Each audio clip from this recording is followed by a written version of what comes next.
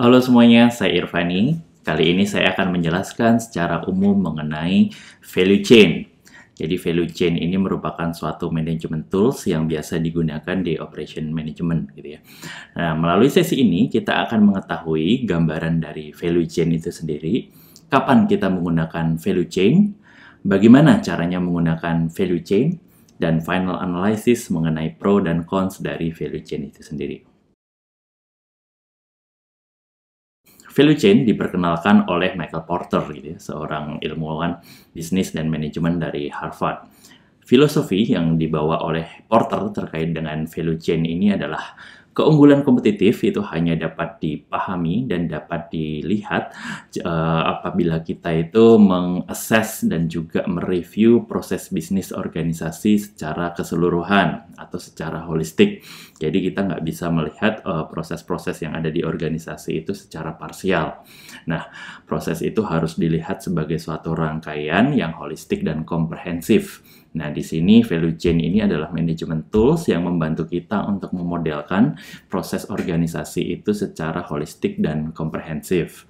Nah, menurut Porter sendiri, advantage gitu ya dan kesuksesan dari diferensiasi suatu perusahaan itu hanya dapat diperoleh dengan mempertimbangkan rantai aktivitas yang dilakukan oleh perusahaan. Nah, dalam hal ini, value chain itu merupakan suatu tool yang dapat kita gunakan untuk memeriksa competitive advantage dari perusahaan.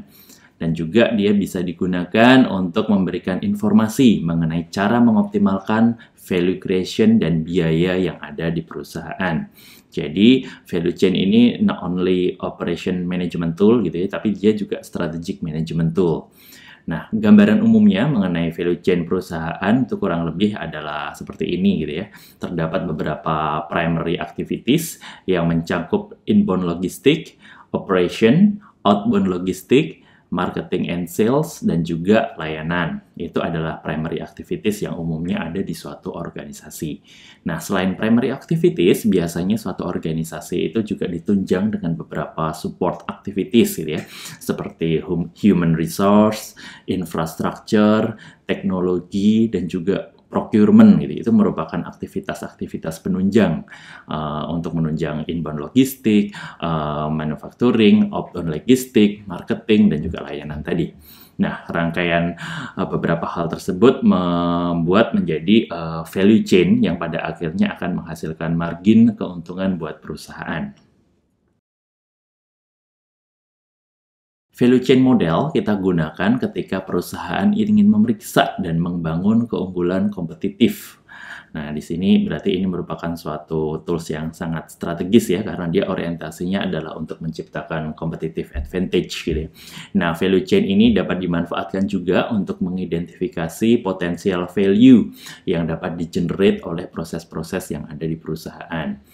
Nah, yang ditawarkan oleh value chain ini adalah bisa membantu kita gitu ya untuk memberikan insight mengenai bagaimana cara memaksimalkan value dari setiap proses. Misalnya inbound logistik, manufacturing, outbound logistik. Sebenarnya proses-proses itu bisa memberikan value apa terhadap perusahaan. Ini bisa menggunakan value chain untuk menganalisisnya.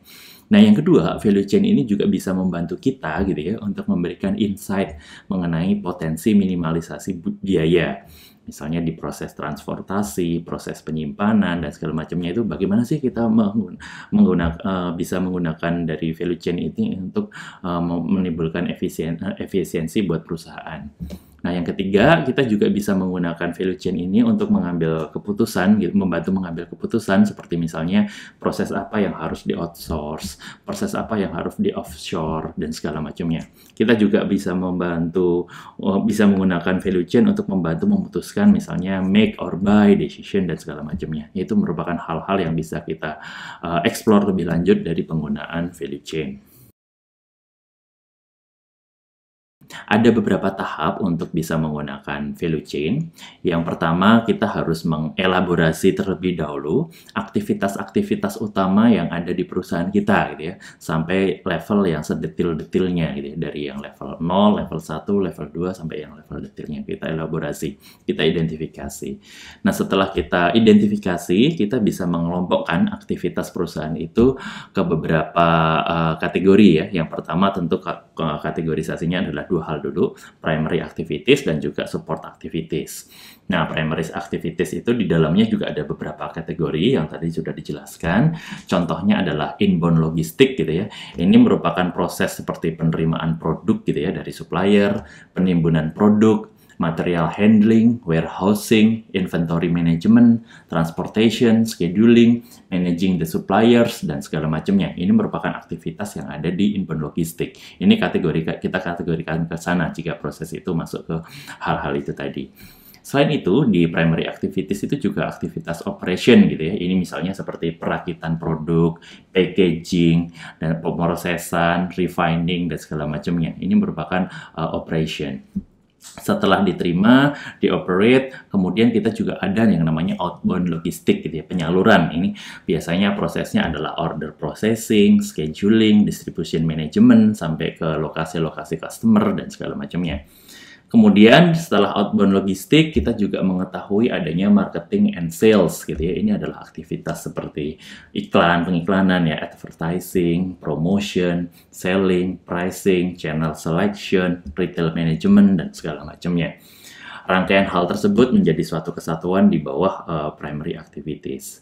Nah, yang kedua juga ada support activities. Ini seperti misalnya adalah after sales, instalasi, training, service, dan segala macamnya. Kemudian juga ada aktivitas procurement gitu ya, seperti purchasing, negotiating kontrak, dan segala macamnya. Kemudian juga ada technology development, misalnya di dalamnya ada R&D, product and process improvement, develop new service, dan segala macamnya. Kemudian juga ada human resource gitu ya, recruitment, education, compensation, promotion, dan segala macamnya. Itu adalah aktivitas yang ada di support gitu ya. Nah, setelah kita kelompokkan aktivitas-aktivitas tersebut, langkah ketiganya biasanya kita menganalisis untuk masing-masing aktivitas itu nilai tambahnya buat organisasi seperti apa. Nah, itu adalah masuk ke tahap sana. Kita bisa tahu gitu ya bahwa value chain ini bisa dimanfaatkan oleh perusahaan, oleh strategic planners yang ada di perusahaan dan konsultan untuk menganalisis kekuatan dan kelemahan dari suatu organisasi. Nah, value chain ini sering digunakan juga untuk melihat overview gitu ya suatu organisasi ketika melakukan due diligence terhadap organisasi yang lainnya. Misalnya akan melakukan merger atau akuisisi. Misalnya jika kita ingin tahu proses bisnisnya dari suatu organisasi itu seperti apa, yang dilihat adalah value chain ini, value chain model ini. Nah, contohnya, misalnya suatu organisasi ini akan melakukan suatu merger atau akuisisi gitu ya. Jadi value chain ini bisa digunakan untuk menganalisis bahwa suatu organisasi yang memiliki kekuatan utama di bidang logistik, dia akan cocok untuk misalnya merger atau mengakuisisi perusahaan yang memiliki kekuatan utama di bidang sales dan marketing seperti itu. Karena kombinasi kekuatan logistik dengan sales dan marketing akan membuat end-to-end prosesnya, core activities-nya itu menjadi kuat gitu ya. Itu adalah yang saling melengkapi. Kemudian value chain ini juga masih memiliki beberapa kelemahan gitu ya, tapi yang paling utama biasanya masih sulit kita menggunakan value chain untuk mengukur kekuatan kompetitif suatu organisasi itu secara objektif. Karena memang dia nggak dilengkapi dengan tools-tools yang sifatnya kuantitatif gitu ya, lebih banyak ke kualitatif kita menganalisisnya. Oke, demikian mengenai value chain. Semoga apa yang kita bahas pada hari ini menjadi suatu hal yang bermanfaat. Thank you.